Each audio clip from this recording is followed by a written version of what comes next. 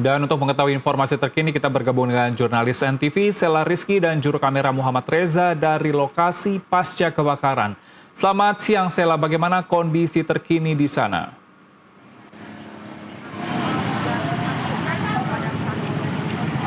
Ya, selamat siang Helmut dan juga pemirsa. Dapat kami sampaikan bahwa di lokasi SPBE Cimuning Bekasi pasca kebakaran ini sendiri, ini nampaknya sudah mulai kondusif. Bahkan kalau kami lihat memang sudah tidak ada lagi petugas pemadam kebakaran yang berjaga di sini karena memang sudah dilakukan pemadaman hingga pendinginan sejak tadi pagi. Kalau tadi pagi memang masih ada beberapa petugas pemadam kebakaran yang menyisir sejumlah lokasi untuk mencari apakah masih ada munculnya titik-titik api. Namun tidak berselang lama, sekitar pukul 8 ini mereka sudah meninggalkan lokasi ini.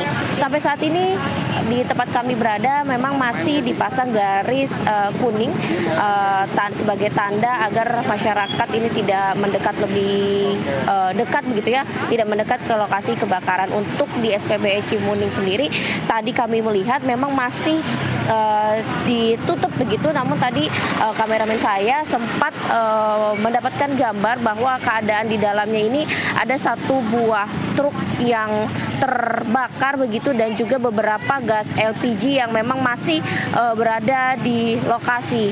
Dari fenomena tersebut dapat tergambarkan bahwa memang adanya kebakaran dan juga informasinya terkait dengan ledakan. Kalau berdasarkan penuturan warga, Helmut dan juga pemirsa, bahwa saat kejadian uapnya itu sampai ke jalanan di tempat kami berada, sehingga uap tersebut membuat bangunan di depannya atau di seberang dari SPBE itu sendiri menjalar hingga ke ruko-ruko maupun juga ke rumah warga. Untuk saat ini memang situasinya masih kondusif dan memang kami masih menunggu informasi lebih detail terkait dengan penyelidikan dari pihak kepolisian yang memang masih menyisir apa yang menjadi penyebab utama dari ledakan dan juga kebakaran yang terjadi di Cimuning Bekasi ini.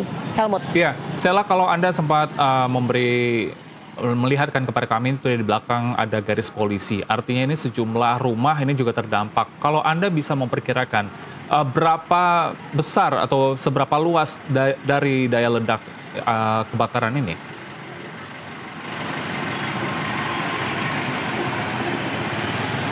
Ya, memang kalau untuk berdasarkan informasi tadi dari Wakil Wali Kota Bekasi, untuk kondisi bangunannya sendiri ini sekitar 2.000 meter. Luasnya 2.000 meter persegi, sementara untuk bangunannya sekitar 1.500 meter persegi. Dan kalau dilihat berdasarkan perkiraan kami begitu ya, ini jaraknya hingga sekitar 500 sampai 1 kilometer dari SPBE itu sendiri, baik di rumah warga di sisi kanan, depan, belakang, hingga yang sebenarnya menjadi perhatian adalah hingga ke bagian seberang. Tadi kalau berdasarkan penuturan warga, ini awal mulanya dari uap-uap tersebut yang akhirnya bisa merambat, yang membuat api merambat. Kalau tadi pagi juga kami berbincang dengan warga, memang arah angin juga ini menentukan dari kondisi api tersebut, sehingga ini yang lebih cepat menjalar ke rumah warga.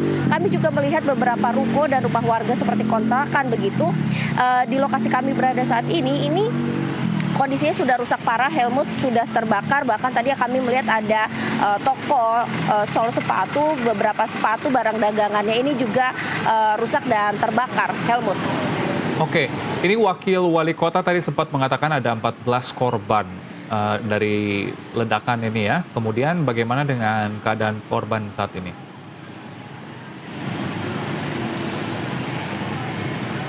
Ya, keadaan para korban memang masih dalam penanganan di sejumlah rumah sakit. Kalau tidak salah tadi sempat kami konfirmasi ada dilarikan ke RS Citra Arafik, kemudian RS Kartika Husada Setu, dan juga RSUD Kota Bekasi dan juga RSUD Kabupaten Bekasi. Ini mereka masih dalam penanganan. Kalau berdasarkan informasi yang kami terima dari Wakil Wali Kota Bekasi, ini ada juga warga yang mengalami luka bakar serius, bahkan hingga mencapai 90%. Ini sudah dilarikan ke rumah sakit tingkat A, yang mana ini dilakukan penanganan dan juga ditanggung biayanya oleh pemerintah Kota Bekasi serta BPJS begitu. Jadi warga tidak tidak perlu khawatir karena ini memang menjadi tanggung jawab dari pemerintah daerah itu sendiri. Sejauh ini yang kami dapatkan informasinya itu Helmut, kami juga masih menunggu informasi terbaru terkait dengan penyebab maupun jumlah pasti